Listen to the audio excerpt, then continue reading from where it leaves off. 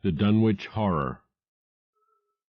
Gorgons and hydras and chimeras, dire stories of Celino and the Harpies, may reproduce themselves in the brain of superstition, but they were there before.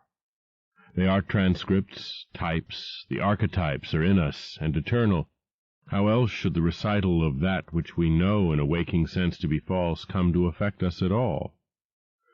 Is it that we naturally conceive terror from such objects, considered in their capacity of being able to inflict upon us bodily injury? Oh, least of all. These terrors are of older standing. They date beyond body, or without the body they would have been the same. That the kind of fear here treated is purely spiritual, that it is strong in proportion as it is objectless on earth, that it predominates in the period of our sinless infancy, are difficulties the solution of which might afford some probable insight into our ante-mundane condition, and a peep at least into the shadowland of pre-existence. Charles Lamb, Witches and Other Night Fears. 1. When a traveler in north-central Massachusetts takes the wrong fork at the junction of the Aylesbury Pike, just beyond Dean's Corners, he comes upon a lonely and curious country. The ground gets higher, and the briar-bordered stone walls press closer and closer against the ruts of the dusty, curving road.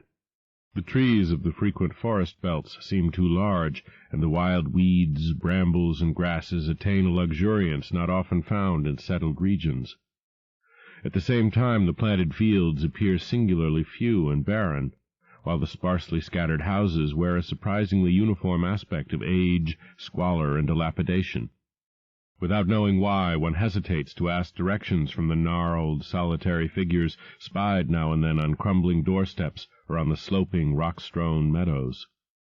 Those figures are so silent and furtive that one feels somehow confronted by forbidden things, with which it would be better to have nothing to do.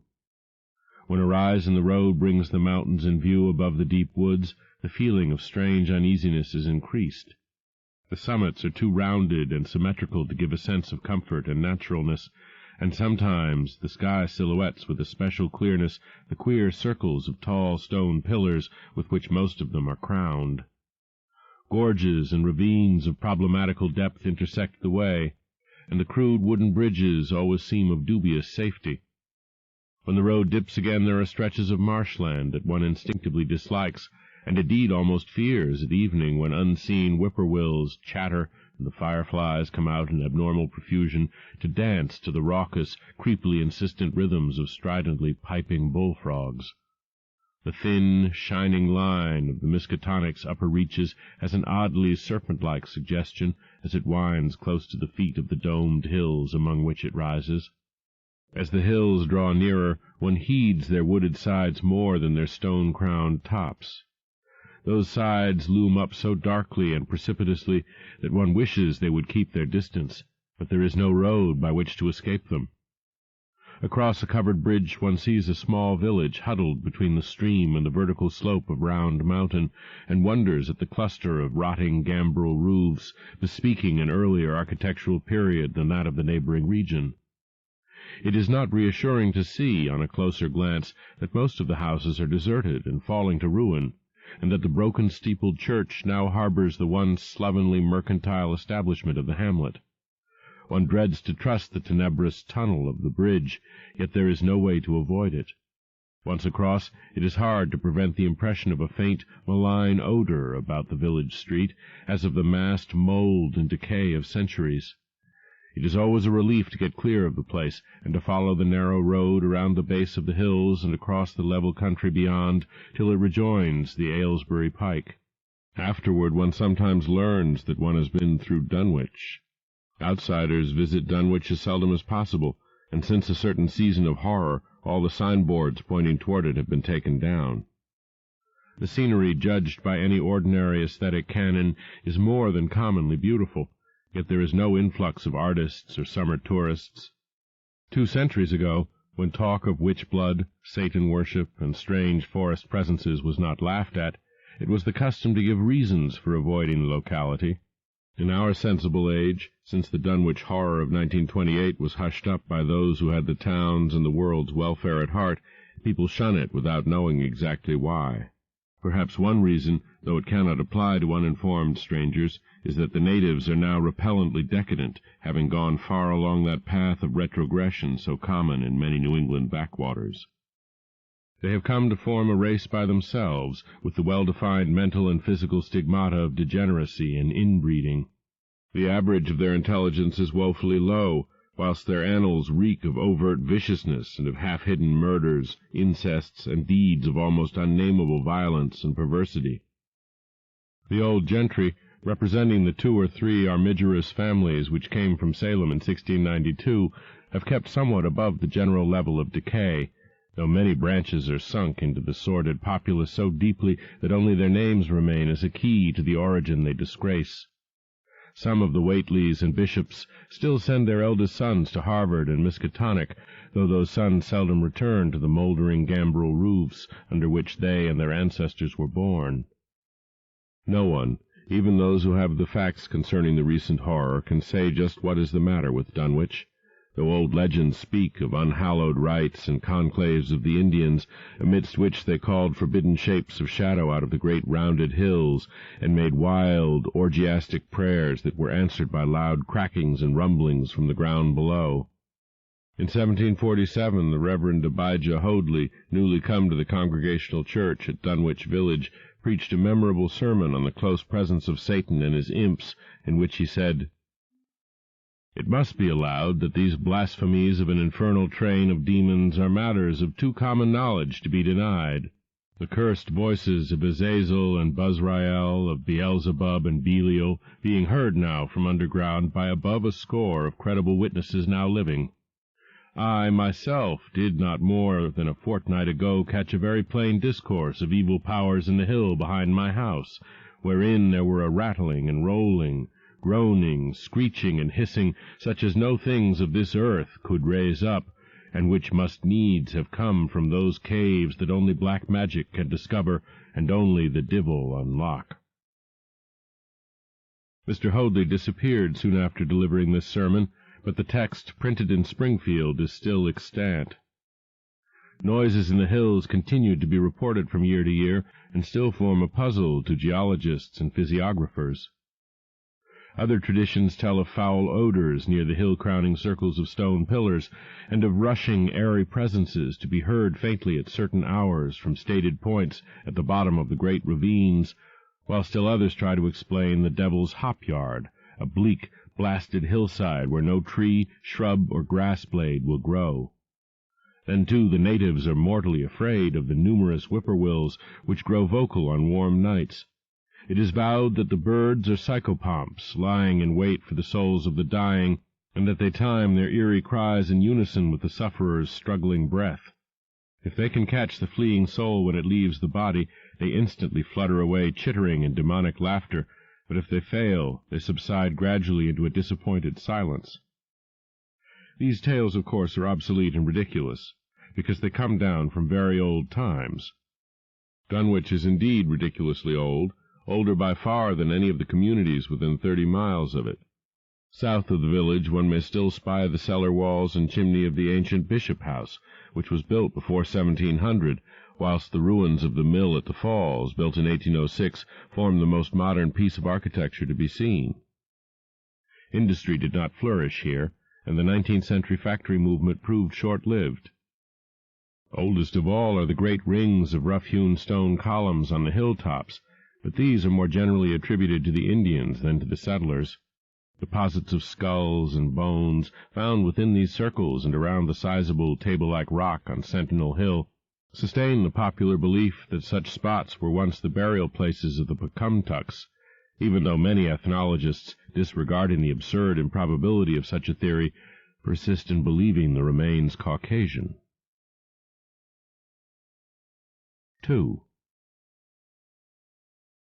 It was in the township of Dunwich, in a large and partly inhabited farmhouse set against a hillside 4 miles from the village and 1.5 miles from any other dwelling, that Wilbur Whately was born at 5 a.m. on Sunday, the 2nd of February, 1913. This date was recalled because it was Candlemas, which people in Dunwich curiously observe under another name, and because the noises in the hills had sounded, and all the dogs of the countryside had barked persistently throughout the night before. Less worthy of notice was the fact that the mother was one of the decadent Whateleys, a somewhat deformed, unattractive albino woman of 35, living with an aged and half-insane father, about whom the most frightful tales of wizardry had been whispered in his youth. Lavinia Whateley had no known husband, but according to the custom of the region made no attempt to disavow the child, concerning the other side of whose ancestry the country folk might and did speculate as widely as they chose. On the contrary, she seemed strangely proud of the dark, goatish-looking infant who formed such a contrast to her own sickly and pink-eyed albinism, and was heard to mutter many curious prophecies about its unusual powers and tremendous future. Lavinia was one who would be apt to mutter such things, for she was a lone creature given to wandering amidst thunderstorms in the hills, and trying to read the great, odorous books which her father had inherited through 2 centuries of Whateleys, and which were fast falling to pieces with age and wormholes. She had never been to school, but was filled with disjointed scraps of ancient lore that old Whateley had taught her. The remote farmhouse had always been feared because of old Whateley's reputation for black magic, and the unexplained death by violence of Mrs. Whateley when Lavinia was 12 years old had not helped to make the place popular. Isolated among strange influences, Lavinia was fond of wild and grandiose daydreams and singular occupations, nor was her leisure much taken up by household cares in a home from which all standards of order and cleanliness had long since disappeared. There was a hideous screaming which echoed above even the hill noises and the dogs barking on the night Wilbur was born, but no known doctor or midwife presided at his coming. Neighbors knew nothing of him till a week afterward, when old Whateley drove his sleigh through the snow into Dunwich village, and discoursed incoherently to the group of loungers at Osborne's general store. There seemed to be a change in the old man, an added element of furtiveness in the clouded brain which subtly transformed him from an object to a subject of fear, though he was not one to be perturbed by any common family event. Amidst it all he showed some trace of the pride later noticed in his daughter, and what he said of the child's paternity was remembered by many of his hearers years afterward. "I don't care what folks think. If Lavinia's boy looked like his pa, he wouldn't look like nothing ye expect. You needn't think the only folks is the folks hereabouts. Lavinia's read some, and has seed some things the most of ye only telled about. I calculate her man is as good a husband as ye can find this side of Aylesbury, and if ye knowed as much about the hills as I do, ye wouldn't ask no better church weddin' nor hern. Let me tell you something. Some day you folks'll hear a child o' Lavinia's a-callin' its father's name on the top o' Sentinel Hill." The only persons who saw Wilbur during the first month of his life were old Zechariah Whateley, of the undecayed Whateleys, and Earl Sawyer's common-law wife, Mamie Bishop. Mamie's visit was frankly one of curiosity, and her subsequent tales did justice to her observations. But Zechariah came to lead a pair of Alderney cows which old Whateley had bought of his son Curtis. This marked the beginning of a course of cattle-buying on the part of small Wilbur's family, which ended only in 1928, when the Dunwich horror came and went. Yet at no time did the ramshackle Whateley barn seem overcrowded with livestock. There came a period when people were curious enough to steal up and count the herd that grazed precariously on the steep hillside above the old farmhouse, and they could never find more than 10 or 12 anemic, bloodless-looking specimens. Evidently some blight or distemper, perhaps sprung from the unwholesome pasturage or the diseased fungi and timbers of the filthy barn, caused a heavy mortality among the Whateley animals. Odd wounds or sores, having something of the aspect of incisions, seemed to inflict the visible cattle, and once or twice during the earlier months certain callers fancied they could discern similar sores about the throats of the gray, unshaven old man and his slatternly, crinkly-haired albino daughter. In the spring after Wilbur's birth, Lavinia resumed her customary rambles in the hills, bearing in her misproportioned arms the swarthy child. Public interest in the Whateleys subsided after most of the country folk had seen the baby, and no one bothered to comment on the swift development which that newcomer seemed every day to exhibit. Wilbur's growth was indeed phenomenal, for within 3 months of his birth he had attained a size and muscular power not usually found in infants under a full year of age. His motions and even his vocal sound showed a restraint and deliberateness highly peculiar in an infant, and no one was really unprepared when at 7 months he began to walk unassisted, with falterings which another month was sufficient to remove. It was somewhat after this time, on Halloween, that a great blaze was seen at midnight on the top of Sentinel Hill, where the old table-like stone stands amidst its tumulus of ancient bones. Considerable talk was started when Silas Bishop, of the undecayed bishops, mentioned having seen the boy running sturdily up that hill ahead of his mother about an hour before the blaze was remarked. Silas was rounding up a stray heifer, but he nearly forgot his mission when he fleetingly spied the 2 figures in the dim light of his lantern. They darted almost noiselessly through the underbrush, and the astonished watcher seemed to think they were entirely unclothed. Afterward, he could not be sure about the boy, who may have had some kind of a fringed belt and a pair of dark trunks or trousers on. Wilbur was never subsequently seen alive and conscious without complete and tightly buttoned attire, the disarrangement or threatened disarrangement of which always seemed to fill him with anger and alarm. His contrast with his squalid mother and grandfather in this respect was thought very notable, until the horror of 1928 suggested the most valid of reasons. The next January, gossips were mildly interested in the fact that Lavinia's black brat had commenced to talk, and at the age of only 11 months. His speech was somewhat remarkable, both because of its difference from the ordinary accents of the region, and because it displayed a freedom from infantile lisping of which many children of 3 or 4 might well be proud. The boy was not talkative, yet when he spoke he seemed to reflect some elusive element wholly unpossessed by Dunwich and its denizens. The strangeness did not reside in what he said, or even in the simple idioms he used, but seemed vaguely linked with his intonation or with the internal organs that produced the spoken sounds. His facial aspect, too, was remarkable for its maturity, for though he shared his mother's and grandfather's chinlessness, his firm and precociously shaped nose united with the expression of his large, dark, almost Latin eyes to give him an air of quasi-adulthood and well-nigh preternatural intelligence. He was, however, exceedingly ugly despite his appearance of brilliancy, there being something almost goatish or animalistic about his thick lips, large-pored, yellowish skin, coarse, crinkly hair, and oddly elongated ears. He was soon disliked even more decidedly than his mother and grandsire, and all conjectures about him were spiced with references to the bygone magic of old Whately, and how the hills once shook when he shrieked the dreadful name of Yog Sothoth in the midst of a circle of stones with a great book open in his arms before him. Dogs abhorred the boy, and he was always obliged to take various defensive measures against their barking menace. 3. Meanwhile, old Whately continued to buy cattle without measurably increasing the size of his herd. He also cut timber and began to repair the unused parts of his house, a spacious, peaked-roof affair whose rear end was buried entirely in the rocky hillside, and whose 3 least-ruined ground-floor rooms had always been sufficient for himself and his daughter. There must have been prodigious reserves of strength in the old man to enable him to accomplish so much hard labor, and though he still babbled dementedly at times, his carpentry seemed to show the effects of sound calculation. It had already begun as soon as Wilbur was born, when one of the many tool-sheds had been put suddenly in order, clapboarded and fitted with a stout, fresh lock.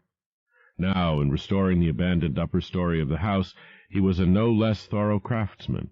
His mania showed itself only in his tight boarding up of all the windows in the reclaimed section, though many declared that it was a crazy thing to bother with the reclamation at all. Less inexplicable was his fitting up of another downstairs room for his new grandson, a room which several callers saw, though no one was ever admitted to the closely boarded upper story. This chamber he lined with tall, firm shelving, along which he began gradually to arrange, in apparently careful order, all the rotting ancient books and parts of books which during his own day had been heaped promiscuously in odd corners of the various rooms. "I made some use of 'em," he would say as he tried to mend a torn black-letter page with paste prepared on the rusty kitchen stove. "But the boy's fittin' to make better use of 'em. He orter have 'em as well sot as he kin, for they're going to be all of his larnin'." When Wilbur was 1 year and 7 months old, in September of 1914, his size and accomplishments were almost alarming. He had grown as large as a child of 4, and was a fluent and incredibly intelligent talker. He ran freely about the fields and hills, and accompanied his mother on all her wanderings. At home he would pore diligently over the queer pictures and charts in his grandfather's books, while old Whately would instruct and catechize him through long, hushed afternoons. By this time the restoration of the house was finished, and those who watched it wondered why one of the upper windows had been made into a solid plank door.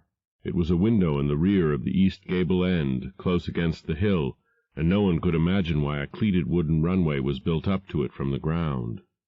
About the period of this work's completion, people noticed that the old tool-house, tightly locked and windowlessly clapboarded since Wilbur's birth, had been abandoned again. The door swung listlessly open, and when Earl Sawyer once stepped within after a cattle-selling call on old Whately, he was quite discomposed by the singular odor he encountered, such a stench, he averred, as he had never before smelt in all his life except near the Indian circles on the hills, and which could not come from anything sane or of this earth. But then, the homes and sheds of Dunwich folk have never been remarkable for olfactory immaculateness. The following months were void of visible events, save that everyone swore to a slow but steady increase in the mysterious hill noises. On May Eve of 1915 there were tremors which even the Aylesbury people felt, whilst the following Halloween produced an underground rumbling queerly synchronized with bursts of flame, them which Whately's doin's, from the summit of Sentinel Hill. Wilbur was growing up uncannily, so that he looked like a boy of 10 as he entered his 4th year. He read avidly by himself now, but talked much less than formerly. A settled taciturnity was absorbing him, and for the first time people began to speak specifically of the dawning look of evil in his goatish face. He would sometimes mutter an unfamiliar jargon, and chant in bizarre rhythms which chilled the listener with a sense of unexplainable terror. The aversion displayed toward him by dogs had now become a matter of wide remark, and he was obliged to carry a pistol in order to traverse the countryside in safety. His occasional use of the weapon did not enhance his popularity amongst the owners of canine guardians. The few callers at the house would often find Lavinia alone on the ground floor, while odd cries and footsteps resounded in the boarded-up second story. She would never tell what her father and the boy were doing up there, though once she turned pale and displayed an abnormal degree of fear when a jocose fish peddler tried the locked door leading to the stairway. That peddler told the store loungers at Dunwich village that he thought he heard a horse stamping on that floor above. The loungers reflected, thinking of the door and runway, and of the cattle that so swiftly disappeared. Then they shuddered as they recalled tales of old Whately's youth, and of the strange things that are called out of the earth when a bullock is sacrificed at the proper time to certain heathen gods.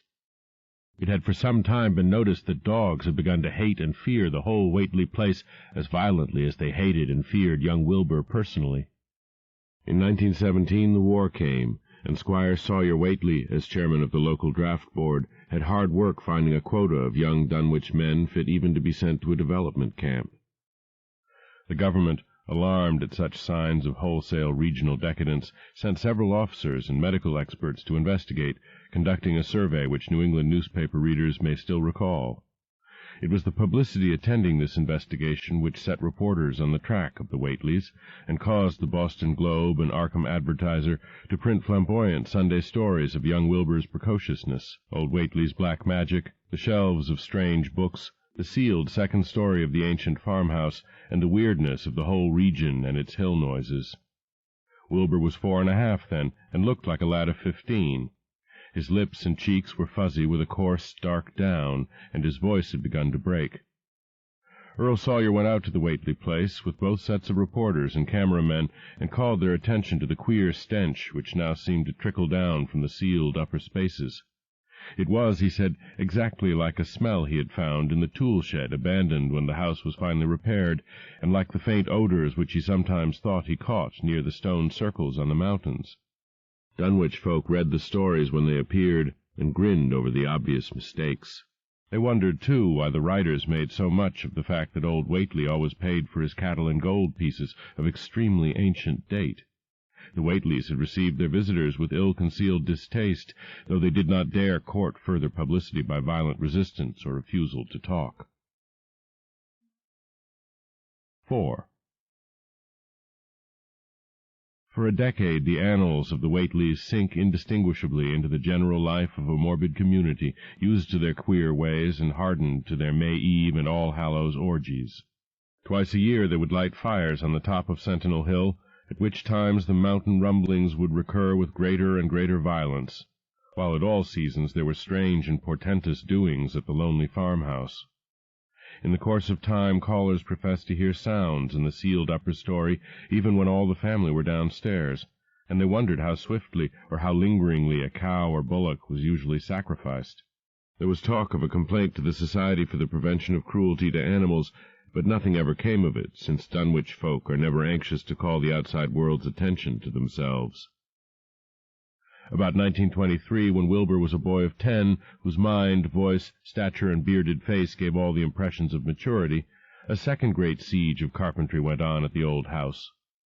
It was all inside the sealed upper part, and from bits of discarded lumber people concluded that the youth and his grandfather had knocked out all the partitions and even removed the attic floor, leaving only one vast open void between the ground story and the peaked roof.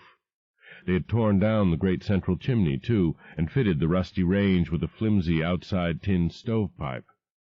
In the spring after this event, old Whately noticed the growing number of whippoorwills that would come out of Cold Spring Glen to chirp under his window at night. He seemed to regard the circumstance as one of great significance, and told the loungers at Osborne's that he thought his time had almost come. "They whistle just in tune with my breathin' now," he said, "and I guess they're getting ready to catch my soul. They know it's a-goin' out, and don't calculate to miss it. You'll know, boys, arter I'm gone, whether they get me or not. If they do, they'll keep up a-singin' and laughin' till break o' day. If they don't, they'll kinder quiet down like. I expect them and the souls they hunts fur have some pretty tough tussles sometimes." On Lammas night, 1924, Dr. Houghton of Aylesbury was hastily summoned by Wilbur Whately, who had lashed his one remaining horse through the darkness and telephoned from Osborne's in the village. He found old Whately in a very grave state, with a cardiac action and stertorous breathing that told of an end not far off. The shapeless albino daughter and oddly bearded grandson stood by the bedside, whilst from the vacant abyss overhead there came a disquieting suggestion of rhythmical surging or lapping, as of the waves on some level beach. The doctor, though, was chiefly disturbed by the chattering night-birds outside, a seemingly limitless legion of whippoorwills that cried their endless message in repetitions timed diabolically to the wheezing gasps of the dying man. It was uncanny and unnatural. Too much, thought Dr. Houghton, like the whole of the region he had entered so reluctantly in response to the urgent call. Toward 1 o'clock old Whately gained consciousness and interrupted his wheezing to choke out a few words to his grandson. "More space, Willie. More space soon. You grows, and that grows faster. It'll be ready to sarve ye soon, boy. Open up the gates to Yog Sothoth with the long chant that you'll find on page 751 of the complete edition, and then put a match to the prison. Fire from earth can't burn it nohow." He was obviously quite mad. After a pause, during which the flock of whippoorwills outside adjusted their cries to the altered tempo, while some indications of the strange hill noises came from afar off, he added another sentence or two. "Feed it reg'lar, Willie, and mind the quantity, but don't let it grow too fast for the place, for ef it busts quarters or gets out afore ye opens to Yog Sothoth, it's all over and no use. Only them from beyont can make it multiply and work, only them, the old uns, as wants to come back." But speech gave place to gasps again, and Lavinia screamed at the way the whippoorwills followed the change. It was the same for more than an hour, when the final throaty rattle came. Dr. Houghton drew shrunken lids over the glazing grey eyes as the tumult of birds faded imperceptibly to silence. Lavinia sobbed, but Wilbur only chuckled whilst the hill noises rumbled faintly. "They didn't get him," he muttered in his heavy bass voice. Wilbur was by this time a scholar of really tremendous erudition in his one-sided way, and was quietly known by correspondence to many librarians in distant places where rare and forbidden books of old days are kept. He was more and more hated and dreaded around Dunwich because of certain youthful disappearances which suspicion laid vaguely at his door, but was always able to silence inquiry through fear or through use of that fund of old-time gold which still, as in his grandfather's time, went forth regularly and increasingly for cattle buying. He was now tremendously mature of aspect, and his height, having reached the normal adult limit, seemed inclined to wax beyond that figure. In 1925, when a scholarly correspondent from Miskatonic University called upon him one day, and departed pale and puzzled, he was fully 6 3/4 feet tall. Through all the years, Wilbur had treated his half-deformed albino mother with a growing contempt, finally forbidding her to go to the hills with him on May Eve and Hallowmass, and in 1926 the poor creature complained to Mamie Bishop of being afraid of him. "They's more about him as I knows than I can tell ye, Mamie," she said, "and nowadays they's more nor what I know myself. I vow afore God, I don't know what he wants, nor what he's a-trying to do."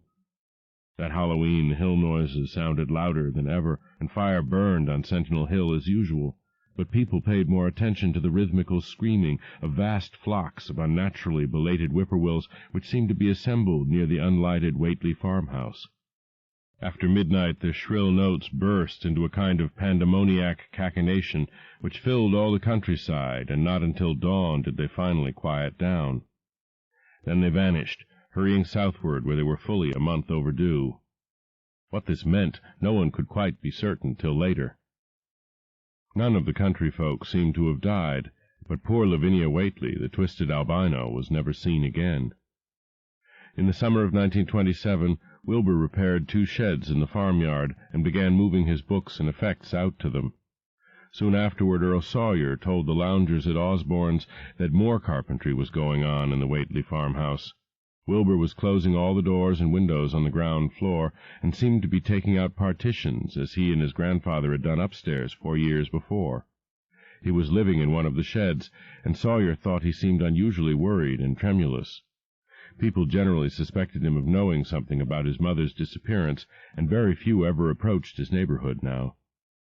His height had increased to more than 7 feet, and showed no signs of ceasing its development. End of Side 4. Change side selector switch. This book is continued on the next cassette. Side 5. Tales of H.P. Lovecraft, by H.P. Lovecraft. Continuing with the Dunwich Horror on page 112. 5. The following winter brought an event no less strange than Wilbur's first trip outside the Dunwich region.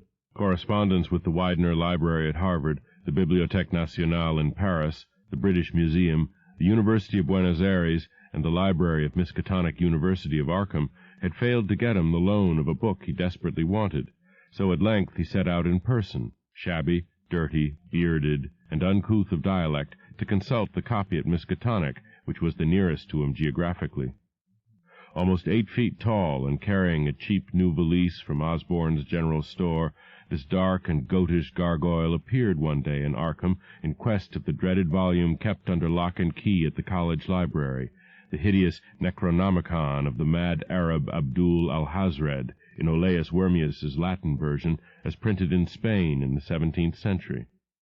He had never seen the city before, but had no thought save to find his way to the university grounds, where indeed he passed heedlessly by the great white-fanged watchdog that barked with unnatural fury and enmity, and tugged frantically at its stout chain.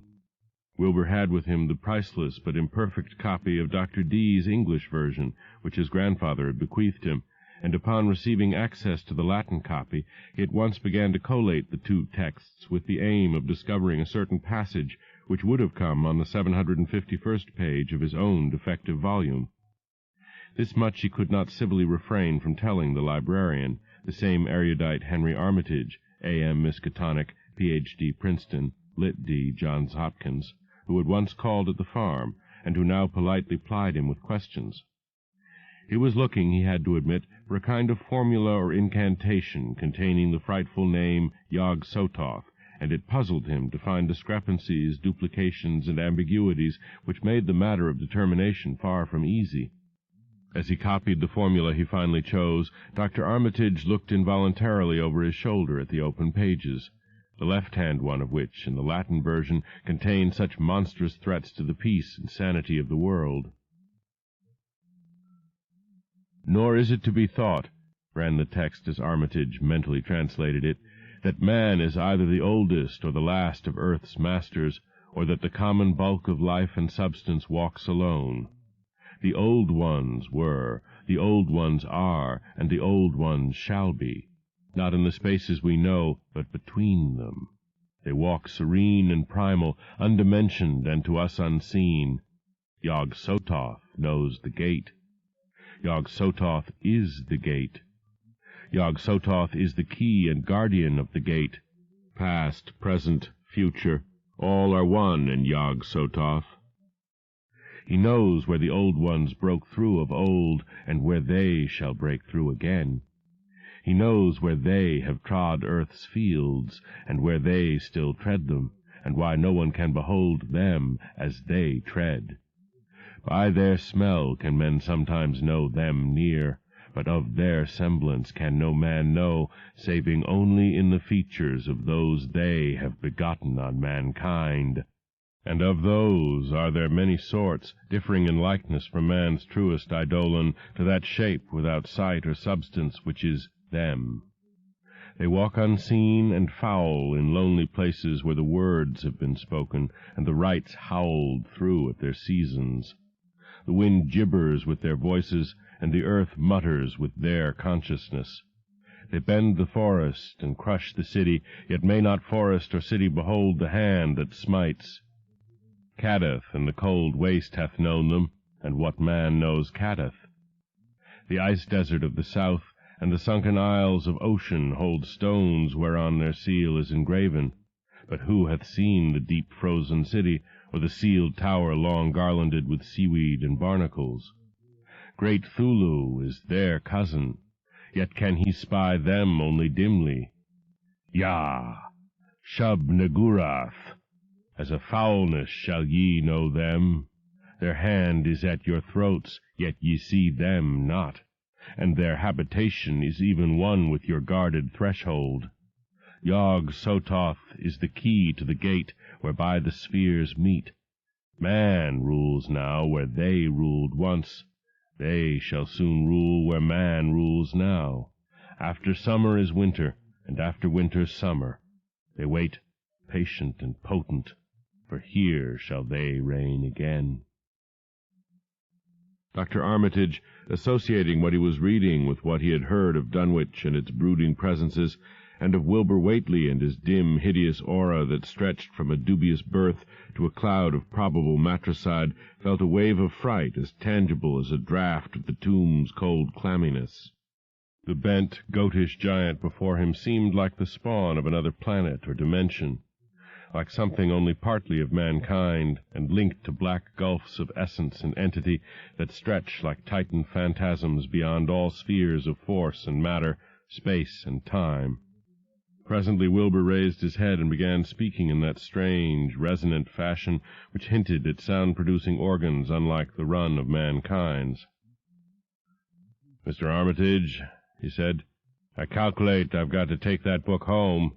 There's things in it I've got to try under sartain conditions that I can't git here, and it'd be a mortal sin to let a red-tape rule hold me up. Let me take it along, sir, and I'll swar they want nobody know the difference. I don't need to tell you I'll take good care of it. It warn't me that put this D copy in the shape it is." He stopped as he saw the firm denial on the librarian's face, and his own goatish features grew crafty. Armitage, half ready to tell him he might make a copy of what parts he needed, thought suddenly of the possible consequences, and checked himself. There was too much responsibility in giving such a being the key to such blasphemous outer spheres. Whately saw how things stood, and tried to answer lightly. "Wow. All right, if you feel that way about it. Maybe Harvard won't be so fussy as you be." And without saying more, he rose and strode out of the building, stooping at each doorway. Armitage heard the savage yelping of the great watchdog, and studied Whately's gorilla-like lope as he crossed the bit of campus visible from the window. He thought of the wild tales he had heard, and recalled the old Sunday stories in the Advertiser, these things and the lore he had picked up from Dunwich rustics and villagers during his one visit there. Unseen things not of earth, or at least not of tridimensional earth, rushed fetid and horrible through New England's glens and brooded obscenely on the mountain-tops. Of this he had long felt certain. Now he seemed to sense the close presence of some terrible part of the intruding horror, and to glimpse a hellish advance in the black dominion of the ancient and once passive nightmare. He locked away the Necronomicon with a shudder of disgust, but the room still reeked with an unholy and unidentifiable stench.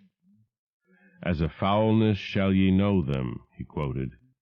Yes, the odor was the same as that which had sickened him at the Whately farmhouse less than 3 years before. He thought of Wilbur, goatish and ominous once again, and laughed mockingly at the village rumors of his parentage. "Inbreeding?" Armitage muttered half aloud to himself. "Great God, what simpletons! Show them Arthur Macken's great god Pan, and they'll think it a common Dunwich scandal." But what thing, what cursed, shapeless influence on or off this three-dimensioned earth was Wilbur's father? Born on Candlemas, 9 months after May Eve of 1912, when the talk about the queer earth noises reached clear to Arkham, what walked on the mountains that May night? What rude mass horror fastened itself on the world in half-human flesh and blood?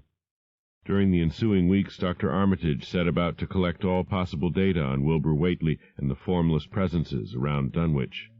He got in communication with Dr. Houghton of Aylesbury, who had attended old Whately in his last illness, and found much to ponder over in the grandfather's last words, as quoted by the physician. A visit to Dunwich village failed to bring out much that was new, but a close survey of the Necronomicon, in those parts which Wilbur had sought so avidly, seemed to supply new and terrible clues to the nature, methods, and desires of the strange evil so vaguely threatening this planet. Talks with several students of archaic lore in Boston, and letters to many others elsewhere, gave him a growing amazement which passed slowly through varied degrees of alarm to a state of really acute spiritual fear. As the summer drew on, he felt dimly that something ought to be done about the lurking terrors of the upper Miskatonic Valley, and about the monstrous being known to the human world as Wilbur Whately. 6. The Dunwich horror itself came between Lammas and the equinox in 1928, and Dr. Armitage was among those who witnessed its monstrous prologue. He had heard, meanwhile, of Whately's grotesque trip to Cambridge, and of his frantic efforts to borrow or copy from the Necronomicon at the Widener Library. Those efforts had been in vain, since Armitage had issued warnings of the keenest intensity to all librarians having charge of the dreaded volume. Wilbur had been shockingly nervous at Cambridge, anxious for the book, yet almost equally anxious to get home again, as if he feared the results of being away long. Early in August, the half-expected outcome developed, and in the small hours of the 3rd, Dr. Armitage was awakened suddenly by the wild, fierce cries of the savage watchdog on the college campus. Deep and terrible, the snarling, half-mad growls and barks continued, always in mounting volume, but with hideously significant pauses. Then there rang out a scream from a wholly different throat, such a scream as roused half the sleepers of Arkham and haunted their dreams ever afterward, such a scream as could come from no being born of earth or wholly of earth. Armitage, hastening into some clothing and rushing across the street and lawn to the college buildings, saw that others were ahead of him and heard the echoes of a burglar alarm still shrilling from the library. An open window showed black and gaping in the moonlight. What had come had indeed completed its entrance, for the barking and the screaming, now fast fading into a mixed growling and moaning, proceeded unmistakably from within. Some instinct warned Armitage that what was taking place was not a thing for unfortified eyes to see, so he brushed back the crowd with authority as he unlocked the vestibule door. Among the others he saw Professor Warren Rice and Dr. Francis Morgan, men to whom he had told some of his conjectures and misgivings, and these, too, he motioned to accompany him inside. The inward sounds, except for a watchful, droning whine from the dog, had by this time quite subsided. But Armitage now perceived, with a sudden start, that a loud chorus of whippoorwills among the shrubbery had commenced a damnably rhythmical piping, as if in unison with the last breaths of a dying man. The building was full of a frightful stench, which Dr. Armitage knew too well, and the three men rushed across the hall to the small genealogical reading-room, whence the low whining came. For a second nobody dared to turn on the light. Then Armitage summoned up his courage and snapped the switch. One of the three, it is not certain which, shrieked aloud at what sprawled before them among disordered tables and overturned chairs. Professor Rice declares that he wholly lost consciousness for an instant, though he did not stumble or fall. The thing that lay half-bent on its side in a fetid pool of greenish-yellow ichor and tarry stickiness was almost 9 feet tall, and the dog had torn off all the clothing and some of the skin. It was not quite dead, but twitched silently and spasmodically while its chest heaved in monstrous unison with the mad piping of the expectant whippoorwills outside. Bits of shoe leather and fragments of apparel were scattered about the room, and just inside the window an empty canvas sack lay where it had evidently been thrown. Near the central desk a revolver had fallen, a dented but undischarged cartridge later explaining why it had not been fired. The thing itself, however, crowded out all other images at the time. It would be trite and not wholly accurate to say that no human pen could describe it, but one may properly say that it could not be vividly visualized by anyone whose ideas of aspect and contour are too closely bound up with the common life forms of this planet and of the 3 known dimensions. It was partly human beyond a doubt, with very man-like hands and head, and the goatish, chinless face had the stamp of the Whateleys upon it. But the torso and lower parts of the body were teratologically fabulous, so that only generous clothing could ever have enabled it to walk on earth unchallenged or uneradicated. Above the waist it was semi-anthropomorphic, though its chest, where the dog's rending paws still rested watchfully, had the leathery, reticulated hide of a crocodile or alligator. The back was piebald with yellow and black, and dimly suggested the squamous covering of certain snakes. Below the waist, though, it was the worst, for here all human resemblance left off and sheer fantasy began. The skin was thickly covered with coarse black fur, and from the abdomen a score of long, greenish-gray tentacles with red, sucking mouths protruded limply. Their arrangement was odd, and seemed to follow the symmetries of some cosmic geometry unknown to Earth or the solar system.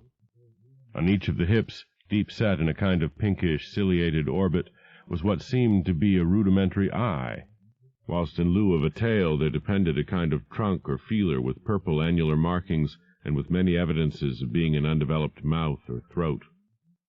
The limbs, save for their black fur, roughly resembled the hind legs of prehistoric Earth's giant saurians and terminated in ridgy-veined pads that were neither hooves nor claws.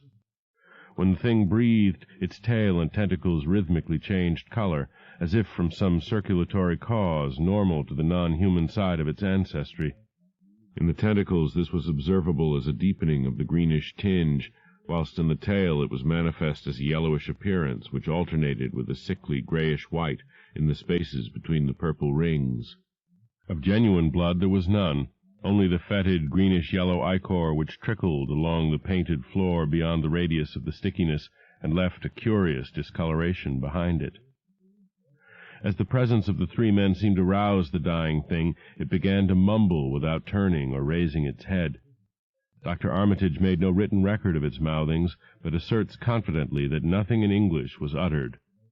At first the syllables defied all correlation with any speech of Earth, but toward the last there came some disjointed fragments evidently taken from the Necronomicon, that monstrous blasphemy in quest of which the thing had perished.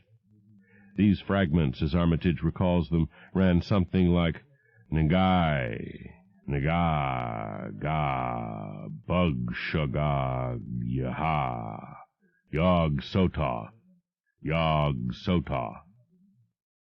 They trailed off into nothingness as the whippoorwills shrieked in rhythmical crescendos of unholy anticipation. There came a halt in the gasping, and the dog raised its head in a long, lugubrious howl.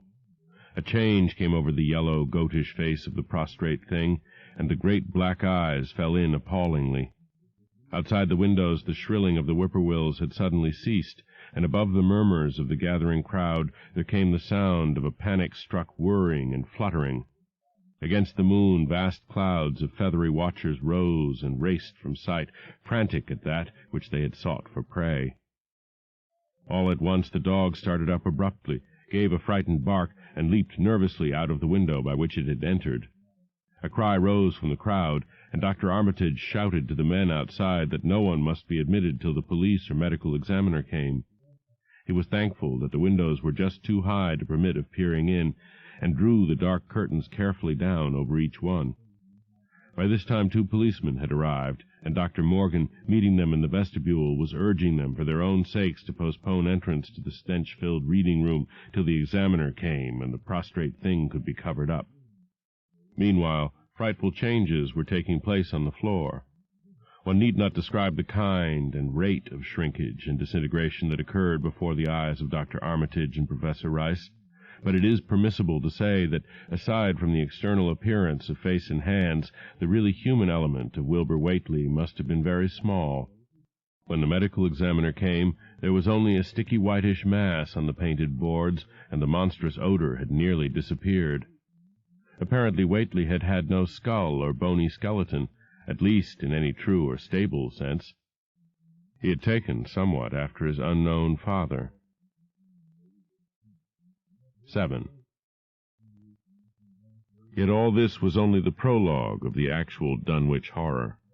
Formalities were gone through by bewildered officials, abnormal details were duly kept from press and public, and men were sent to Dunwich and Aylesbury to look up property and notify any who might be heirs of the late Wilbur Whately.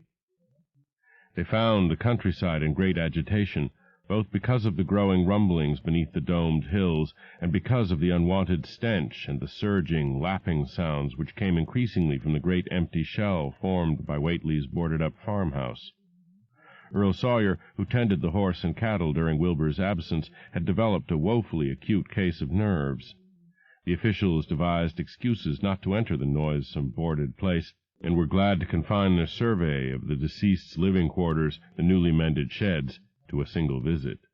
They filed a ponderous report at the courthouse in Aylesbury, and litigations concerning heirship are said to be still in progress amongst the innumerable Whateleys, decayed and undecayed, of the upper Miskatonic Valley. An almost interminable manuscript in strange characters, written in a huge ledger and adjudged a sort of diary because of the spacing and the variations in ink and penmanship, presented a baffling puzzle to those who found it on the old bureau which served as its owner's desk. After a week of debate, it was sent to Miskatonic University, together with the deceased's collection of strange books, for study and possible translation, but even the best linguists soon saw that it was not likely to be unriddled with ease. No trace of the ancient gold with which Wilbur and old Whately always paid their debts has yet been discovered. It was in the dark of September 9th that the horror broke loose. The hill noises had been very pronounced during the evening, and dogs barked frantically all night. Early risers on the 10th noticed a peculiar stench in the air. About 7 o'clock, Luther Brown, the hired boy at George Corey's between Cold Spring Glen and the village, rushed frenziedly back from his morning trip to 10-Acre Meadow with the cows. He was almost convulsed with fright as he stumbled into the kitchen, and in the yard outside the no less frightened herd were pawing and lowing pitifully, having followed the boy back in the panic they shared with him. Between gasps, Luther tried to stammer out his tale to Mrs. Corey. "Up there in the rud beyond the glen, Miss Corey. They's suthin' been there. It smells like thunder, and all the bushes and little trees is pushed back from the rud like they'd a house been moved along of it. And that ain't the wust, nother. They's prints in the rud, Miss Corey, great round prints as big as barrel-heads, all sunk down deep like a elephant had been along, only they's a sight more nor 4 feet could make. I looked at 1 or 2 afore I run, and I see every one was covered with lines spreadin' out from one place like as if big palm-leaf fans, twice or 3 times as big as any they is, had have been pounded down into the rud, and the smell was awful, like what it is around Wizard Whately's old house." Here he faltered, and seemed to shiver afresh with the fright that had sent him flying home. Mrs. Corey, unable to extract more information, began telephoning the neighbors, thus starting on its round the overture of panic that heralded the major terrors. When she got Sally Sawyer, housekeeper at Seth Bishop's, the nearest place to Whately's, it became her turn to listen instead of transmit. For Sally's boy Chauncey, who slept poorly, had been up on the hill toward Whately's and had dashed back in terror after one look at the place, and at the pasturage where Mr. Bishop's cows had been left out all night. "Yes, Miss Corey," came Sally's tremulous voice over the party wire. "Chauncey, he just come back a-postin', and couldn't half talk for bein' scairt.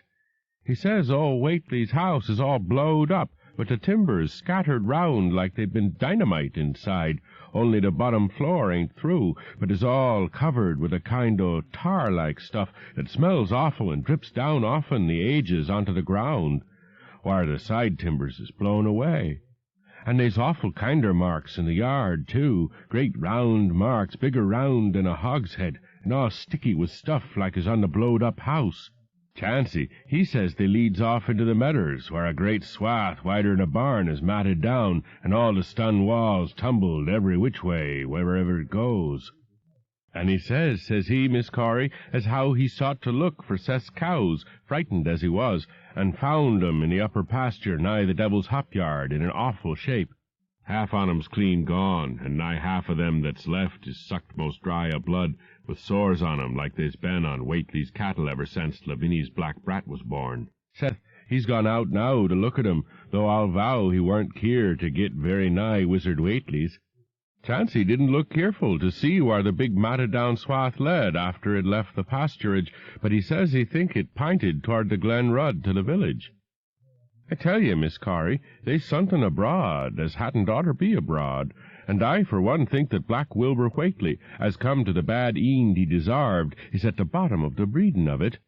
He warn't all human hisself, I allus says to everybody, and I think he and old Whately must ha' raised suthin' in that there nailed-up house as ain't even so human as he was.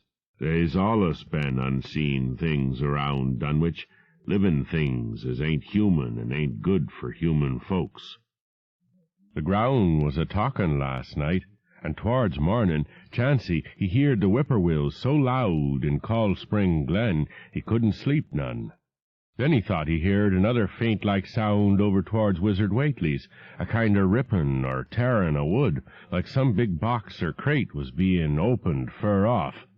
What with this and that, he didn't get to sleep at all till sun-up, and no sooner was he up this mornin', but he's got to go over to Whately's and see what's the matter. He's see enough, I tell you, Miss Corey. This don't mean no good, and I think as all the men folks ought to get up a party and do somethin'. I know somethin' awful's about, and feel my time is nigh, though only God know jest what it is. Did your Luther take account o' where them big tracks led to? No? Well, Miss Corey, if they was on the Glen Rud this side of the glen, and ain't got to your house yet, I calculate they must go into the glen itself. They would do that. I allus says Cold Spring Glen ain't no healthy nor decent place. The whippoorwills and fireflies there never did act like they was creatures o' God. And they's them as says ye can hear strange things a-rushin' and a-talkin' in the air down there, if ye stand in the right place, atween the rock falls and Bear's Den. By that noon, fully 3/4 of the men and boys of Dunwich were trooping over the roads and meadows between the new-made Whately ruins and Cold Spring Glen, examining in horror the vast, monstrous prints, the maimed bishop cattle, the strange, noisome wreck of the farmhouse, and the bruised, matted vegetation of the fields and roadsides. Whatever had burst loose upon the world had assuredly gone down into the great sinister ravine, for all the trees on the bank were bent and broken, and a great avenue had been gouged in the precipice-hanging underbrush. It was as though a house, launched by an avalanche, had slid down through the tangled growths of the almost vertical slope. From below no sound came, but only a distant, undefinable fetor. And it is not to be wondered at that the men preferred to stay on the edge and argue, rather than descend and beard the unknown cyclopean horror in its lair. 3 dogs that were with the party had barked furiously at first, but seemed cowed and reluctant when near the glen. Someone telephoned the news to the Aylesbury Transcript, but the editor, accustomed to wild tales from Dunwich, did no more than concoct a humorous paragraph about it, an item soon afterward reproduced by the Associated Press. That night everyone went home, and every house and barn was barricaded as stoutly as possible. Needless to say, no cattle were allowed to remain in open pasturage. About 2 a.m, a frightful stench and the savage barking of the dogs awakened the household at Elmer Fry's on the eastern edge of Cold Spring Glen, and all agreed that they could hear a sort of muffled swishing or lapping sound from somewhere outside. Mrs. Fry proposed telephoning the neighbors, and Elmer was about to agree when the noise of splintering wood burst in upon their deliberations. It came apparently from the barn, and was quickly followed by a hideous screaming and stamping amongst the cattle. The dogs slabbered and crouched close to the feet of the fear-numbed family. Fry lit a lantern through force of habit, but knew it would be death to go out into that black farmyard. The children and the womenfolk whimpered, kept from screaming by some obscure vestigial instinct of defense which told them their lives depended on silence. At last the noise of the cattle subsided to a pitiful moaning, and a great snapping, crashing, and crackling ensued. The Frys, huddled together in the sitting-room, did not dare to move until the last echoes died away far down in Cold Spring Glen. Then, amidst the dismal moans from the stable and the demoniac piping of late whippoorwills in the glen, Selina Fry tottered to the telephone and spread what news she could of the second phase of the horror. The next day all the countryside was in a panic, and cowed, uncommunicative groups came and went where the fiendish thing had occurred. 2 tightened paths of destruction stretched from the glen to the Fry farmyard. Monstrous prints covered the bare patches of ground, and one side of the old red barn had completely caved in. Of the cattle, only a quarter could be found and identified. Some of these were in curious fragments, and all that survived had to be shot. Earl Sawyer suggested that help be asked from Aylesbury or Arkham, but others maintained it would be of no use. Old Zebulon Whately, of a branch that hovered about halfway between soundness and decadence, made darkly wild suggestions about rites that ought to be practiced on the hilltops. He came of a line where tradition ran strong, and his memories of chantings in the great stone circles were not altogether connected with Wilbur and his grandfather. Darkness fell upon a stricken countryside too passive to organize for real defense. In a few cases, closely related families would band together and watch in the gloom under one roof, but in general there was only a repetition of the barricading of the night before, and a futile, ineffective gesture of loading muskets and setting pitchforks handily about. Nothing, however, occurred except some hill noises, and when the day came there were many who hoped that the new horror had gone as swiftly as it had come. There were even bold souls who proposed an offensive expedition down in the glen, although they did not venture to set an actual example to the still reluctant majority. When night came again, the barricading was repeated, though there was less huddling together of families. In the morning both the Fry and the Seth Bishop households reported excitement among the dogs and vague sounds and stenches from afar, while early explorers noted with horror a fresh set of the monstrous tracks in the road skirting Sentinel Hill. As before, the sides of the road showed a bruising indicative of the blasphemously stupendous bulk of the horror, whilst the conformation of the tracks seemed to argue a passage in 2 directions, as if the moving mountain had come from Cold Spring Glen and returned to it along the same path. At the base of the hill, a 30-foot swath of crushed shrubbery saplings led steeply upward, and the seekers gasped when they saw that even the most perpendicular places did not deflect the inexorable trail. Whatever the horror was, it could scale a sheer stony cliff of almost complete verticality, and as the investigators climbed around to the hill's summit by safer routes, they saw that the trail ended, or rather reversed, there. It was here that the Whateleys used to build their hellish fires and chant their hellish rituals by the table-like stone on May Eve and Hallowmass. Now that very stone formed the center of a vast space, thrashed around by the mountainous horror, whilst upon its slightly concave surface was a thick and fetid deposit of the same tarry stickiness observed on the floor of the ruined Whately farmhouse when the horror escaped. Men looked at one another and muttered. Then they looked down the hill. Apparently the horror had descended by a route much the same as that of its ascent. To speculate was futile. Reason, logic, and normal ideas of motivation stood confounded. Only old Zebulon, who was not with the group, could have done justice to the situation or suggested a plausible explanation. Thursday night began much like the others, but it ended less happily.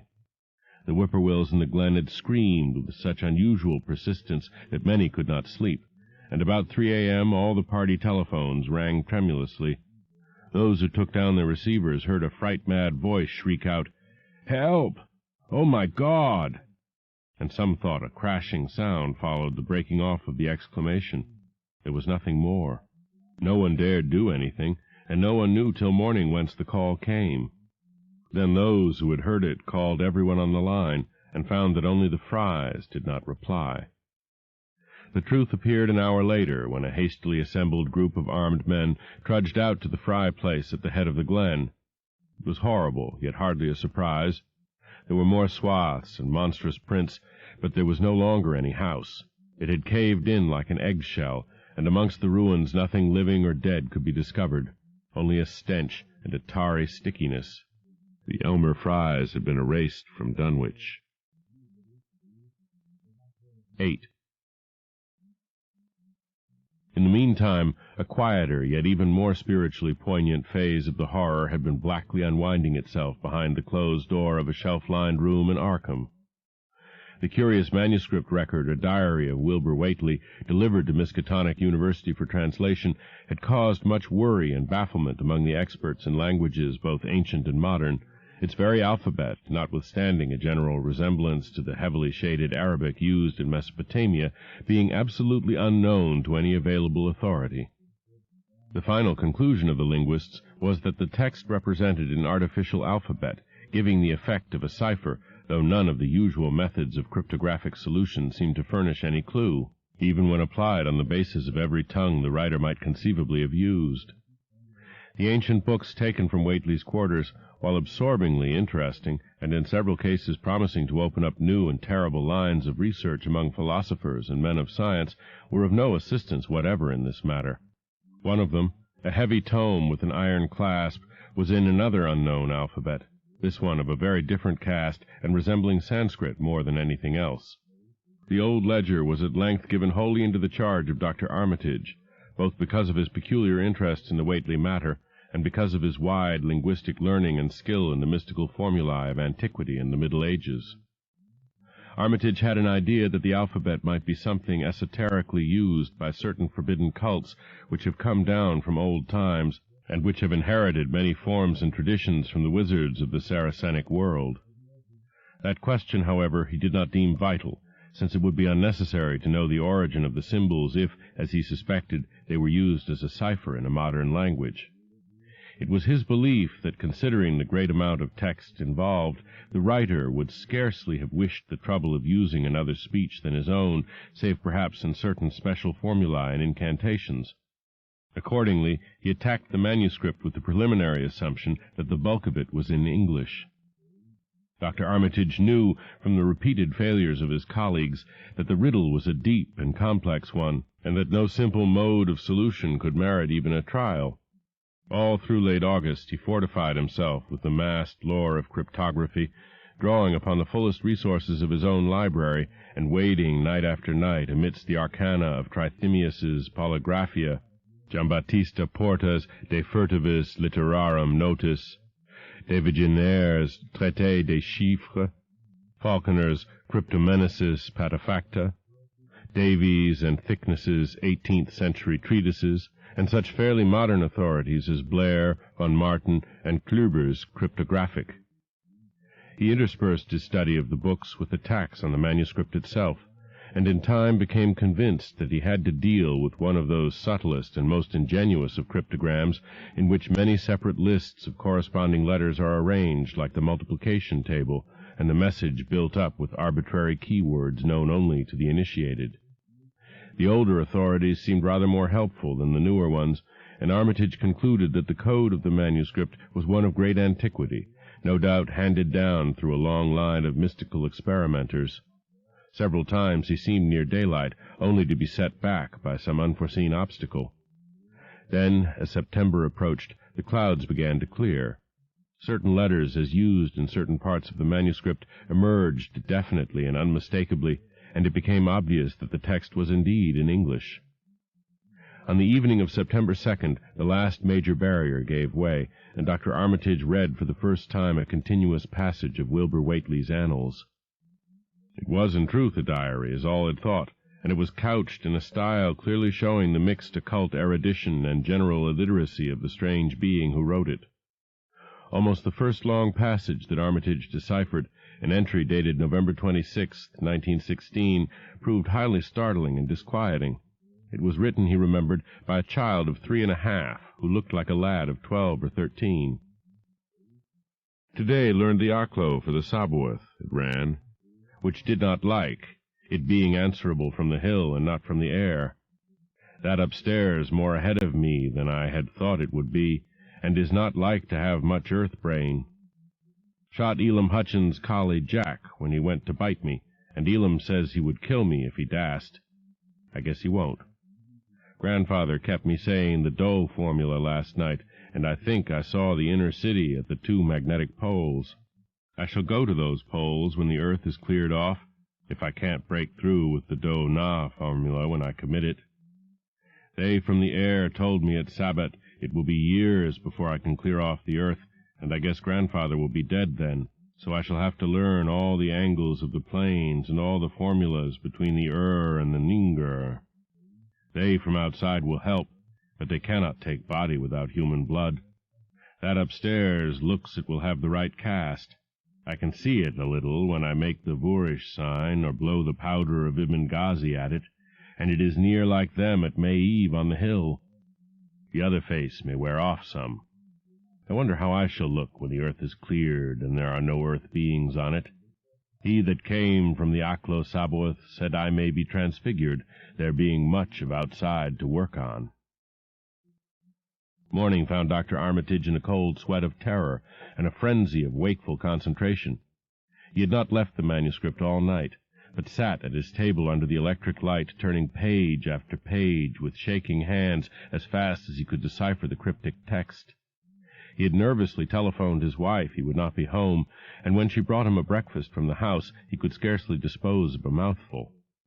All that day he read on, now and then halted maddeningly as a reapplication of the complex key became necessary. Lunch and dinner were brought him, but he ate only the smallest fraction of either. Toward the middle of the next night he drowsed off in his chair, but soon woke out of a tangle of nightmares almost as hideous as the truths and menaces to man's existence that he had uncovered. On the morning of September 4th, Professor Rice and Dr. Morgan insisted on seeing him for a while, and departed trembling and ashen gray. That evening he went to bed, but slept only fitfully. Wednesday, the next day, he was back at the manuscript, and began to take copious notes both from the current sections and from those he had already deciphered. In the small hours of that night he slept a little in an easy-chair in his office, but was at the manuscript again before dawn. Some time before noon his physician, Dr. Hartwell, called to see him and insisted that he cease work. He refused, intimating it was of the most vital importance for him to complete the reading of the diary and promising an explanation in due course of time. That evening, just as twilight fell, he finished his terrible perusal and sank back exhausted. His wife, bringing his dinner, found him in a half-comatose state, but he was conscious enough to warn her off with a sharp cry when he saw her eyes wander toward the notes he had taken. Weakly rising, he gathered up the scribbled papers and sealed them all in a great envelope, which he immediately placed in his inside coat pocket. He had sufficient strength to get home, but was so clearly in need of medical aid that Dr. Hartwell was summoned at once. As the doctor put him to bed, he could only mutter over and over again, "But what, in God's name, can we do?" Dr. Armitage slept, but was partly delirious the next day. He made no explanations to Hartwell, but in his calmer moments spoke of the imperative need of a long conference with Rice and Morgan. His wilder wanderings were very startling indeed, including frantic appeals that something in a boarded-up farmhouse be destroyed, and fantastic references to some plan for the extirpation of the entire human race and all animal and vegetable life from the earth by some terrible elder of beings from another dimension. He would shout that the world was in danger, since the elder things wished to strip it and drag it away from the solar system and cosmos of matter into some other plane or phase of entity from which it had once fallen, by gentillions of eons ago. At other times he would call for the dreaded Necronomicon and the Demonolatria of Remigius, in which he seemed hopeful of finding some formula to check the peril he conjured up. "Stop them! Stop them!" he would shout. "Those Whateleys meant to let them in, and the worst of all is left. Tell Rice and Morgan we must do something. It's a blind business, but I know how to make the powder. It hasn't been fed since the 2nd of August, when Wilbur came here to his death, and at that rate—" But Armitage had a sound physique despite his 73 years, and slept off his disorder that night without developing any real fever. He woke late Friday, clear of head, though sober with a gnawing fear and tremendous sense of responsibility. Saturday afternoon he felt able to go over to the library and summon Rice and Morgan for a conference, and the rest of that day and evening the three men tortured their brains in the wildest speculation and the most desperate debate. Strange and terrible books were drawn voluminously from the stacked shelves and from secure places of storage, and diagrams and formulae were copied with feverish haste and in bewildering abundance. Of skepticism there was none. All three had seen the body of Wilbur Whately as it lay on the floor in a room of that very building, and after that not one of them could feel even slightly inclined to treat the diary as a madman's raving. Opinions were divided as to notifying the Massachusetts State Police, and the negative finally won. There were things involved which simply could not be believed by those who had not seen a sample, as indeed was made clear during certain subsequent investigations. Late at night the conference disbanded without having developed a definite plan, but all day Sunday Armitage was busy comparing formulae and mixing chemicals obtained from the college laboratory. The more he reflected on the hellish diary, the more he was inclined to doubt the efficacy of any material agent in stamping out the entity which Wilbur Whately had left behind him, the earth-threatening entity which, unknown to him, was to burst forth in a few hours and become the memorable Dunwich horror. Monday was a repetition of Sunday, with Dr. Armitage, for the task in hand required an infinity of research and experiment. Further consultations of the monstrous diary brought about various changes of plan, and he knew that even in the end a large amount of uncertainty must remain. By Tuesday he had a definite line of action mapped out, and believed he would try a trip to Dunwich within a week. Then on Wednesday the great shock came. Tucked obscurely away in a corner of the Arkham Advertiser was a facetious little item from the Associated Press telling what a record-breaking monster the bootleg whiskey of Dunwich had raised up. Armitage, half-stunned, could only telephone for Rice and Morgan. Far into the night they discussed, and the next day was a whirlwind of preparation on the part of them all. Armitage knew he would be meddling with terrible powers, yet saw that there was no other way to annul the deeper and more malign meddling which others had done before him. 9. Friday morning Armitage, Rice, and Morgan set out by motor for Dunwich, arriving at the village about 1 in the afternoon. The day was pleasant, but even in the brightest sunlight a kind of quiet dread and portent seemed to hover above the strangely domed hills and the deep, shadowy ravines of the stricken region. Now and then on some mountain-top a gaunt circle of stones could be glimpsed against the sky. From the air of hushed fright at Osborne's store they knew something hideous had happened, and soon learned of the annihilation of the Elmer Fry house and family. Throughout that afternoon they rode around Dunwich, questioning the natives concerning all that had occurred, and seeing for themselves with rising pangs of horror the drear Fry ruins with their lingering traces of the tarry stickiness, the blasphemous tracks in the Fry yard, the wounded Seth Bishop cattle, and the enormous swaths of disturbed vegetation in various places. The trail up and down Sentinel Hill seemed to Armitage of almost cataclysmic significance, and he looked long at the sinister altar-like stone on the summit. At length the visitors, apprised of a party of state police, which had come from Aylesbury that morning in response to the first telephone reports of the Fry tragedy, decided to seek out the officers and compare notes as far as practicable.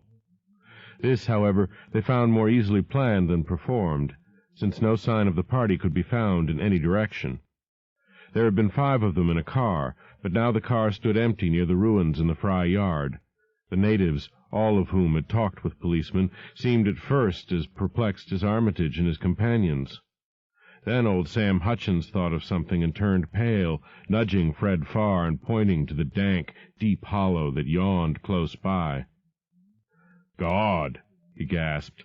I telled 'em not ter go down into the glen, and I never thought nobody'd do it with them tracks and that smell and the whippoorwills a-screechin' down there in the dark o' noonday." A cold shudder ran through natives and visitors alike, and every ear seemed strained in a kind of instinctive, unconscious listening. Armitage, now that he had actually come upon the horror and its monstrous work, trembled with the responsibility he felt to be his. Night would soon fall, and it was then that the mountainous blasphemy lumbered upon its eldritch course.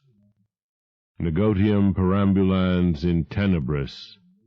The old librarian rehearsed the formulae he had memorized and clutched the paper containing the alternative one he had not memorized. He saw that his electric flashlight was in working order. Rice, beside him, took from a valise a metal sprayer of the sort used in combating insects, whilst Morgan uncased the big-game rifle on which he relied despite his colleague's warnings that no material weapon would be of help. Armitage, having read the hideous diary, knew painfully well what kind of a manifestation to expect, but he did not add to the fright of the Dunwich people by giving any hints or clues. He hoped that it might be conquered without any revelation to the world of the monstrous thing it had escaped. As the shadows gathered, the natives commenced to disperse homeward, anxious to bar themselves indoors, despite the present evidence that all human locks and bolts were useless before a force that could bend trees and crush houses when it chose. They shook their heads at the visitors' plan to stand guard at the Fry ruins near the glen, and as they left had little expectancy of ever seeing the watchers again. There were rumblings under the hills that night, and the whippoorwills piped threateningly. Once in a while a wind sweeping up out of Cold Spring Glen would bring a touch of ineffable foetor to the heavy night air, such a foetor as all three of the watchers had smelled once before, when they stood above a dying thing that had passed for 15 years and a half as a human being. But the looked-for terror did not appear. Whatever was down there in the glen was biding its time, and Armitage told his colleagues it would be suicidal to try to attack it in the dark. Morning came wanly, and the night sounds ceased. It was a gray, bleak day, with now and then a drizzle of rain, and heavier clouds seemed to be piling themselves up beyond the hills to the northwest. The men from Arkham were undecided what to do. Seeking shelter from the increasing rainfall beneath one of the few undestroyed Fry outbuildings, they debated the wisdom of waiting, or of taking the aggressive and going down into the glen in quest of their nameless, monstrous quarry. The downpour waxed in heaviness, and distant peals of thunder sounded from far horizons. Sheet lightnings shimmered, and then a forky bolt flashed near at hand, as if descending into the accursed glen itself.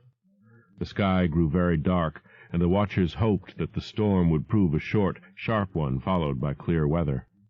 It was still gruesomely dark when, not much over an hour later, a confused babble of voices sounded down the road.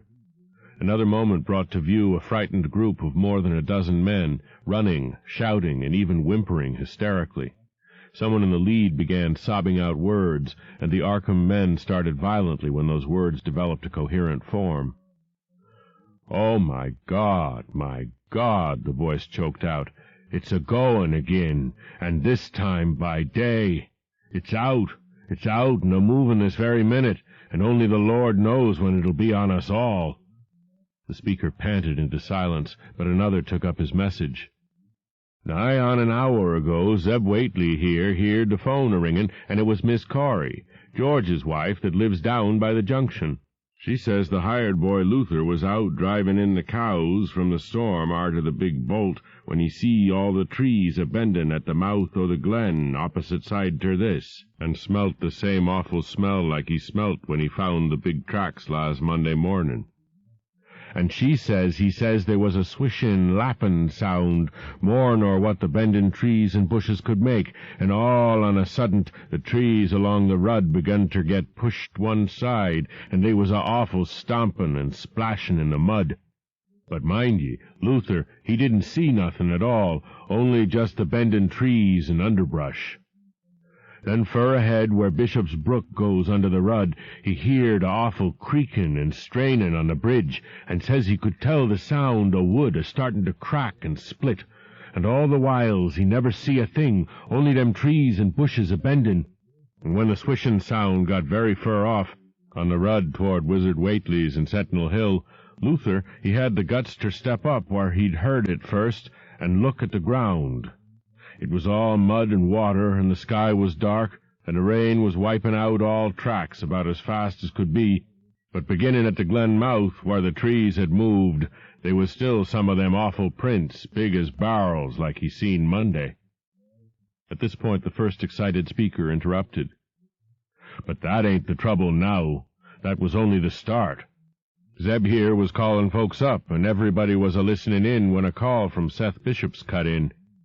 His housekeeper Sally was carrying on fit ter kill. She'd jest seen the trees a-bending beside the rud, and says there was a kind o' mushy sound like a elephant puffin' and treadin' a-headin' for the house.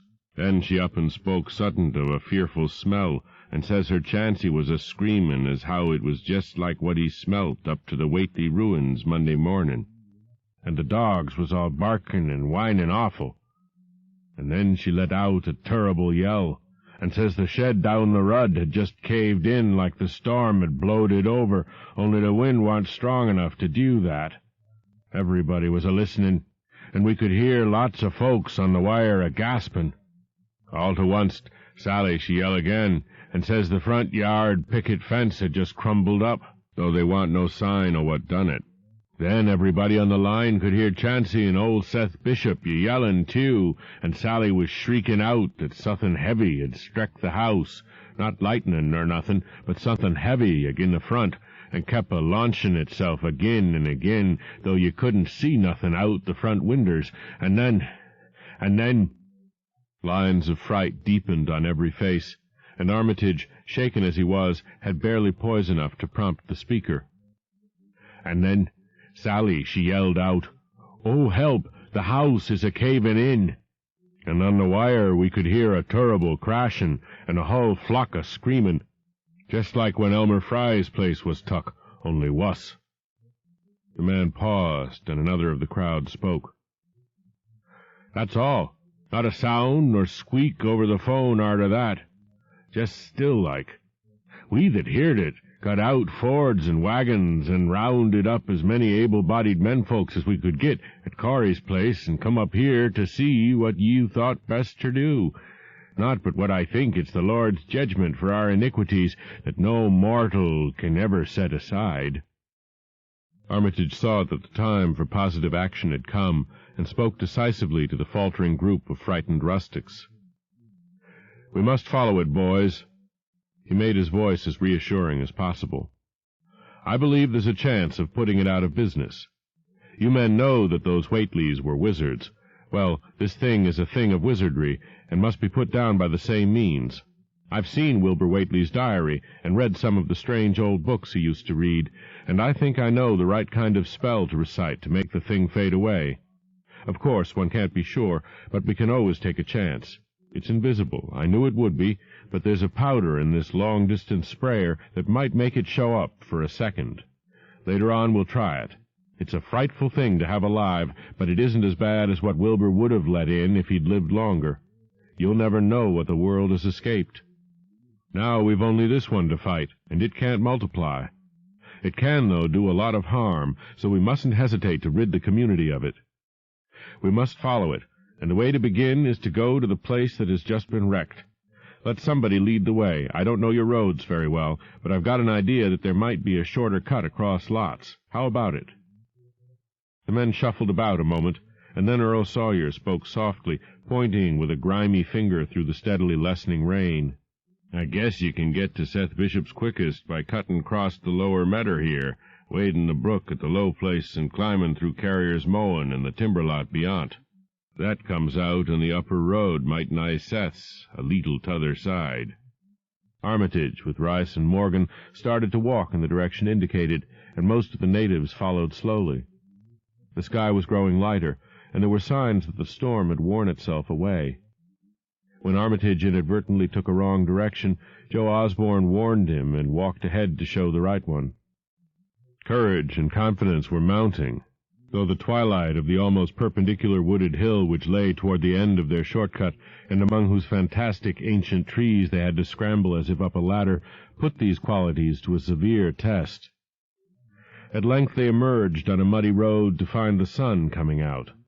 They were a little beyond the Seth Bishop place, but bent trees and hideously unmistakable tracks showed what had passed by. Only a few moments were consumed in surveying the ruins just around the bend. It was the Fry incident all over again, and nothing dead or living was found in either of the collapsed shells which had been the Bishop house and barn.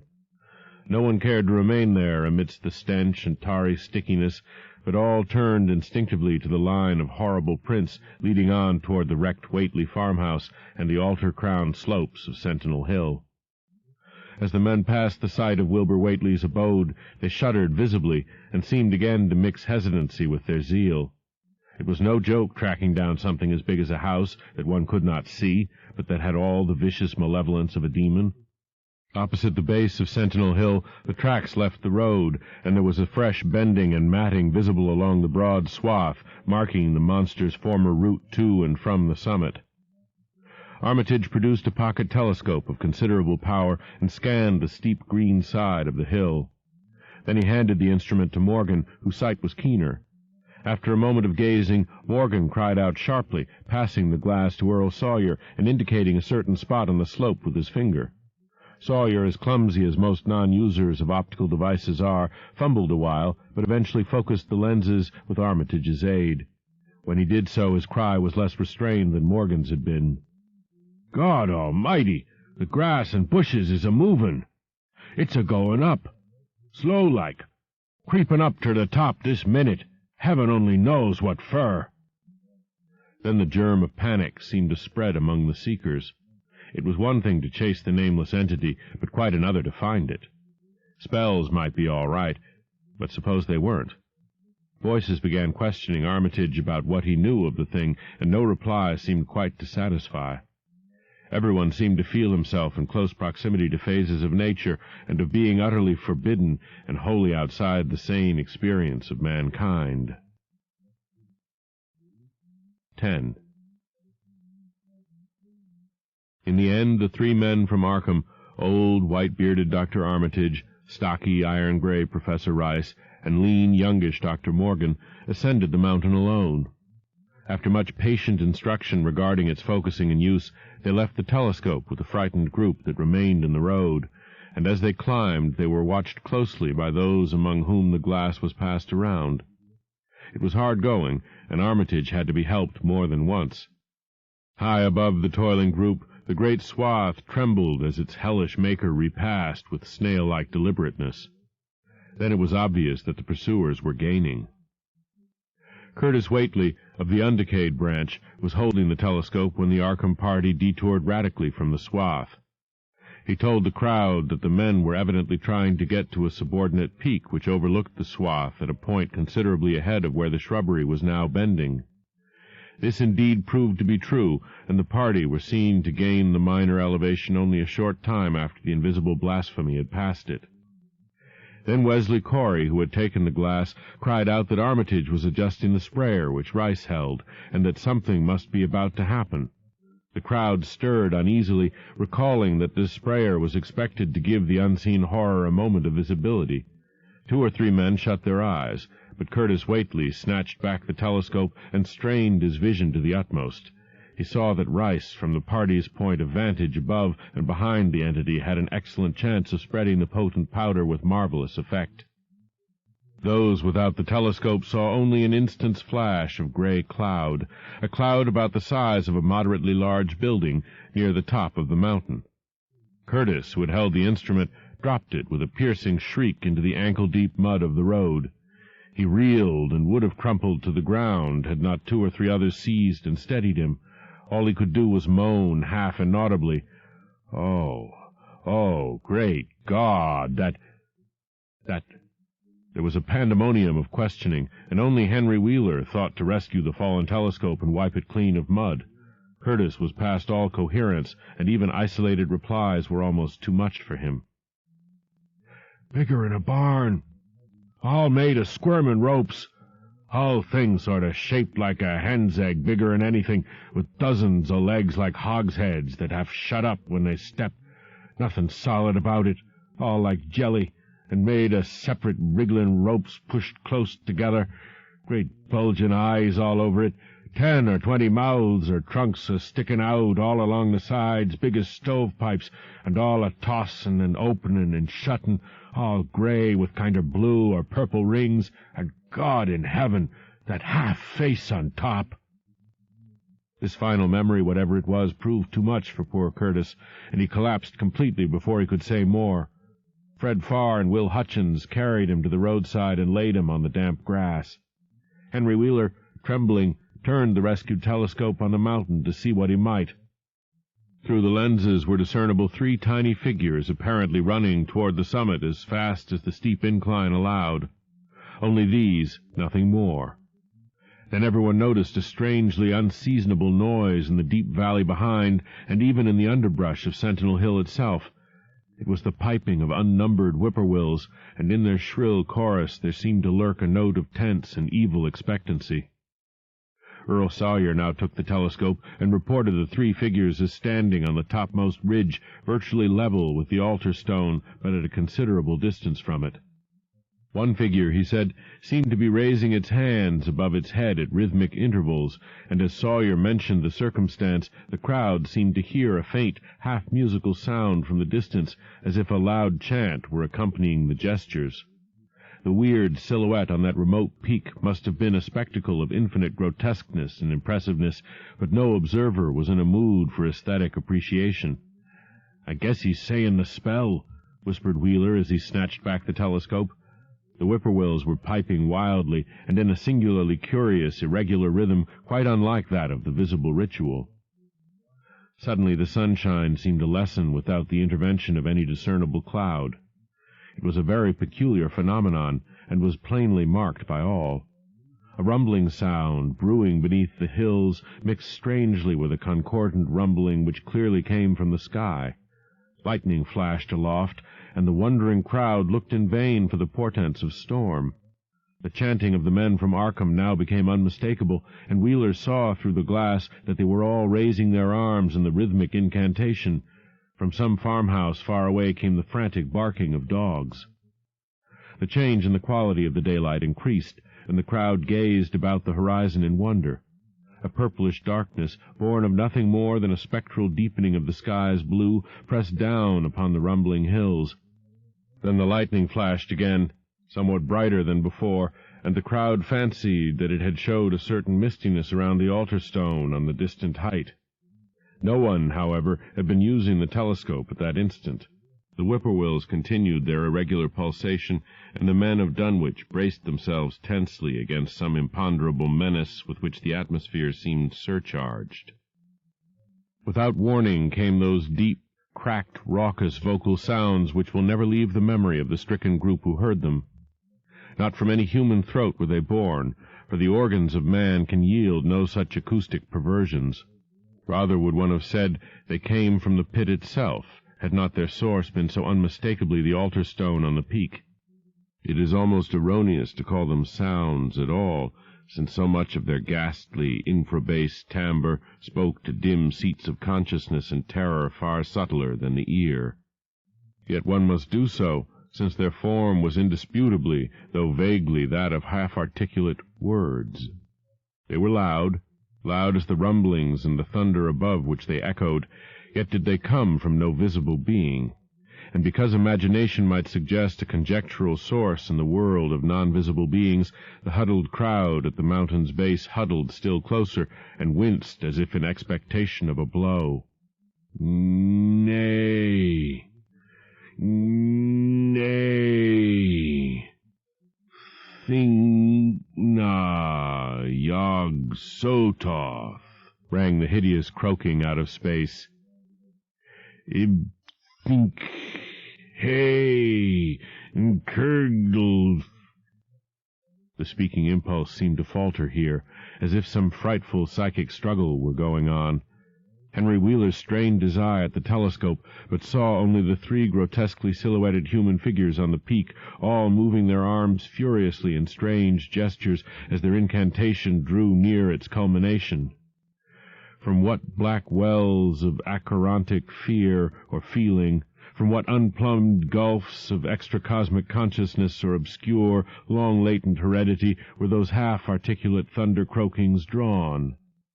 Presently they began to gather renewed force and coherence as they grew in stark, utter, ultimate frenzy.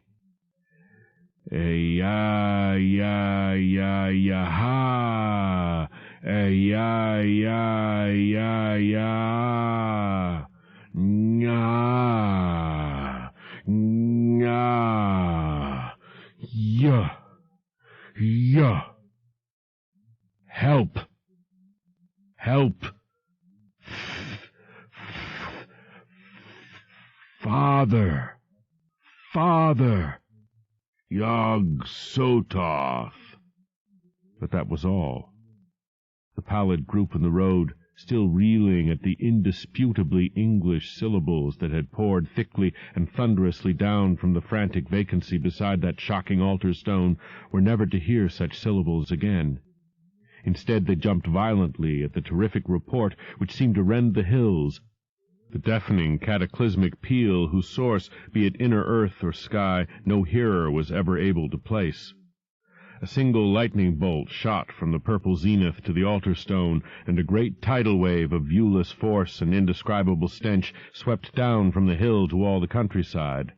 Trees, grass, and underbrush were whipped into a fury, and the frightened crowd at the mountain's base, weakened by the lethal fetor that seemed about to asphyxiate them, were almost hurled off their feet. Dogs howled from the distance, green grass and foliage wilted to a curious, sickly yellow-gray, and over field and forest were scattered the bodies of dead whippoorwills. The stench left quickly, but the vegetation never came right again. To this day there is something queer and unholy about the growths on and around that fearsome hill. Curtis Whately was only just regaining consciousness when the Arkham men came slowly down the mountain, in the beams of a sunlight once more brilliant and untainted. They were grave and quiet, and seemed shaken by memories and reflections even more terrible than those which had reduced the group of natives to a state of cowed quivering. In reply to a jumble of questions they only shook their heads and reaffirmed one vital fact. "The thing has gone forever," Armitage said. "It has been split up into what it was originally made of and can never exist again.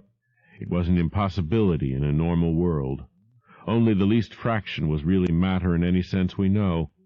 It was like its father, and most of it has gone back to him in some vague realm or dimension outside our material universe, some vague abyss out of which only the most accursed rites of human blasphemy could ever have called him for a moment on the hills."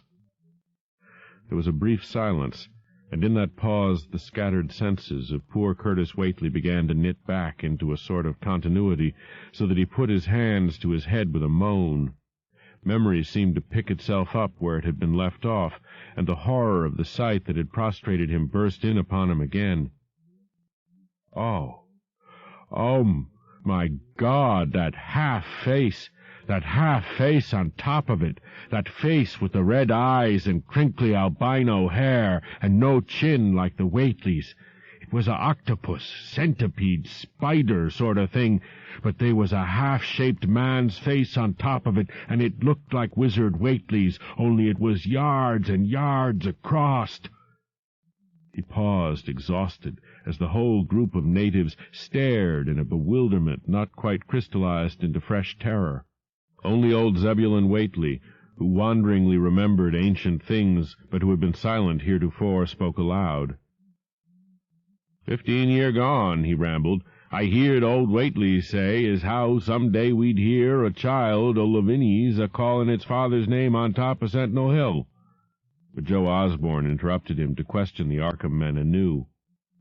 What was it anyhow, and however did young Wizard Whately call it out o' the air it come from? Armitage chose his words very carefully. It was mostly a kind of force that doesn't belong in our part of space, a kind of force that acts and grows and shapes itself by other laws than those of our sort of nature. We have no business calling in such things from outside, and only very wicked people and very wicked cults ever try to. There was some of it in Wilbur Whately himself, enough to make a devil and a precocious monster of him, and to make his passing out a pretty terrible sight. I'm going to burn his accursed diary, and if you men are wise, you'll dynamite that altar stone up there, and pull down all the rings of standing stones on the other hills. Things like that brought down the beings those Whateleys were so fond of, the beings they were going to let in tangibly to wipe out the human race and drag the earth off to some nameless place for some nameless purpose. But as to this thing we've just sent back, the Whateleys raised it for a terrible part in the doings that were to come. It grew fast and big from the same reason that Wilbur grew fast and big, but it beat him because it had a greater share of the outsideness in it. You needn't ask how Wilbur called it out of the air. He didn't call it out. It was his twin brother, but it looked more like the father than he did.